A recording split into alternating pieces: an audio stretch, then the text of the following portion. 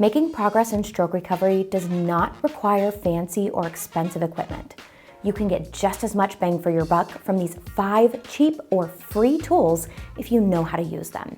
Hi, my name is Elise. I hold a clinical doctorate in occupational therapy, and I'm also a certified stroke rehab specialist. Let's get into it. Tool number 1, a sturdy chair with arms. While this may sound kind of silly to list a chair as a tool, the thing is, it's incredibly versatile depending on what your goals are. It can help you safely work on so many different aspects of recovery.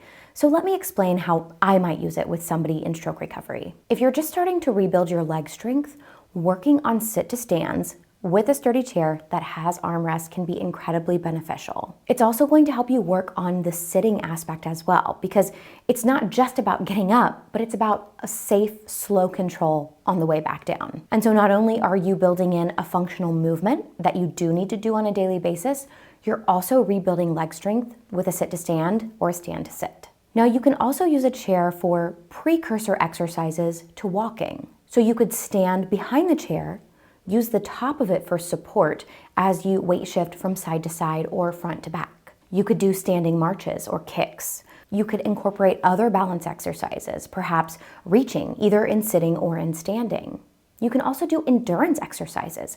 Can you time yourself and see how long you can stand at the chair? Tool number 2 is something heavy for strengthening. Once movement starts to improve, you can refocus on strength. This is going to help further support your ability to walk, transfer, and functionally use your arm. Now, if you're just starting to work on strength again, you want to start lighter in weight. Maybe this means going into your pantry. Do you have a bag of dried rice or dried beans in a 1 pound, 2 pound, or maybe even 5 pound increment? You can look for different weights of canned food if you're able to grip onto them.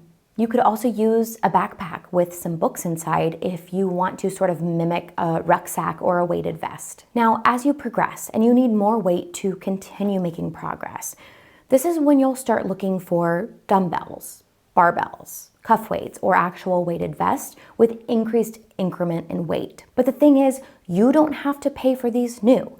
You can look on reselling platforms if you're on a budget, like Facebook Marketplace, or if you like to get out and about, going to garage sales or yard sales, you'll typically find a great deal on heavy gym equipment. So how do we use these types of tools effectively? Maybe you're working on reaching and want to improve your deltoid strength.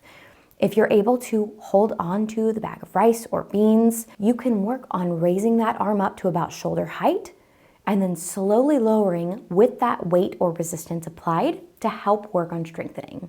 And if you're looking for an increased challenge with your sit-to-stands, you could wear the backpack with books inside to give you that added resistance as you're moving in and out of those positions. Tool number 3 is actually a variety of items for hand function. Fine motor coordination and dexterity can be really challenging to regain after your stroke.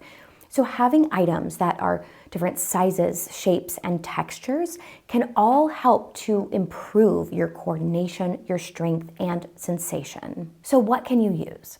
Well, first, think about cups or mugs that allow you to challenge both a wider and narrower grip.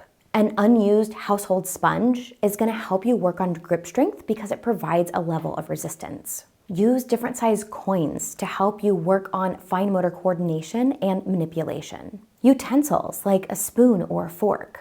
This allows you to practice real-life activities that require grip strength and release, and can significantly help you to improve functional movement if your affected side is also the dominant side that you used to or are trying to eat with again. And lastly, a pair of balled up socks or even like a hand towel can be very helpful. You can either use them to work on grip strength and release, or you can lay a towel flat and practice working on finger flexion and extension. Tool number 4 is a mirror.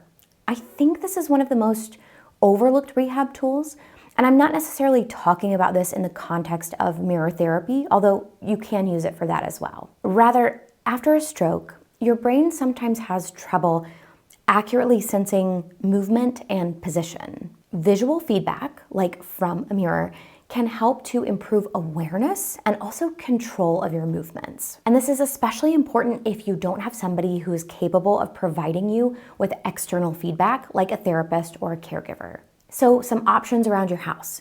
You could use a bathroom mirror, a full-length mirror, Or you can also use a phone or a tablet camera as long as you can see yourself on the screen and you're able to watch your movements. As you're doing your rehab routine, your exercises, your activities, you want to watch yourself.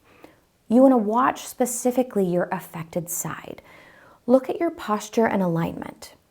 Does it feel like your movements are intentional? Are they shaky? Are you overshooting or undershooting when you're reaching? Or are you making some compensations in your movement? And in addition to watching your affected side, use it as a tool to keep you engaged and focused on what you're doing, because that intensity, that attention and focus is actually going to help speed up your progress. Tool number 5 is a way to set goals and track progress. So while this tool isn't necessarily physical, it might be the most important one of all. And not that I have to tell any of you this, but progression is really the ultimate goal in rehab, right? We want to see progress, recovery happen, doing things more independently. But maybe you didn't have a goal to start with, or you don't change anything and expect different results. Well, that change and progression is not going to happen. So what can you use to start setting goals and tracking your progress? Well, you don't need to go out and buy anything. You don't need a printed worksheet. What you do need is maybe a notebook, physical or on your phone, or a calendar. You can use the Notes app on your phone, or you can have a piece of paper and a pen and make a simple checklist. How best can you use it? You want to start off by making SMART goals: specific, measurable, achievable, realistic, and time-bound goals. Then you want to track what you practiced and note your effort or difficulty that you had with that specific activity or exercise. You can check in with yourself every week or every other week to see how you're progressing. And then based on that information, you can adjust your goals or your home exercise routine, or both, in order for you to keep seeing progress happen. And here's the thing, it might sound like that is complex, but it does not have to be complicated. For example, if during the previous week you were able to stand for 1 minute, well, maybe adjust your goal for the next week to be able to stand for 1 minute and 15 seconds. This allows you to be intentional with your home rehab so that you can continue to see progress happen. Leave me a comment and let me know, what cheap or free tools did you find the most helpful in your stroke recovery? And if you found this video helpful, please make sure to leave it a like, subscribe to the channel, become a channel member by clicking the join button, or leave us a super thanks by clicking in the YouTube bar below. And a huge thank you to our monthly donors on Patreon, with a special thanks to Joseph M. and Modus Nova and our Empowerer tier. Thank you all so much for watching. I'll see you next time.